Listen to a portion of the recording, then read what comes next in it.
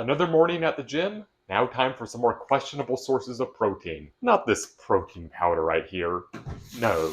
Instead, I'm going to take these leftover egg whites from one of my ice cream experiments and use it with this bacon and sauerkraut to make a cursed bacon sauerkraut egg white omelet. Begin by preheating a frying pan on the stove, or else, I guess. Then add 2 pieces of bacon to the frying pan, wash the bacon residue off your hands, and then open a can of sauerkraut.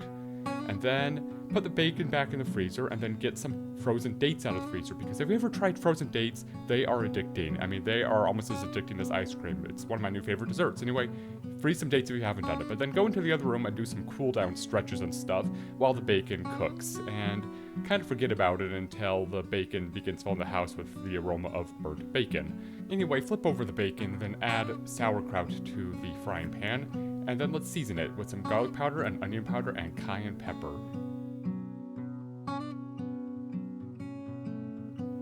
And then mix things around, remove the bacon from the frying pan now that it is thoroughly carbonized, and then stir around the sauerkraut until it cooks, eat a few more dates, and then do something, and then stir things around a little bit more, and now let's just get the sauerkraut out of the frying pan and add the egg whites after spraying down the frying pan, and then realize, well, you've stored the egg whites in the freezer for a while, but they haven't thawed all the way, but just time to cook them anyway, so just get them into the frying pan and break up the icy egg whites for a bit until they've started to cook. And this footage is a bit washed out, but just trust me, they are cooking, they are forming an omelette-shaped thing. I even turned off the stove at this point. And now that it's thoroughly cooked-ish, then I now add some sauerkraut and bacon to the frying pan and try my best to fold it over into an omelet sort of shape.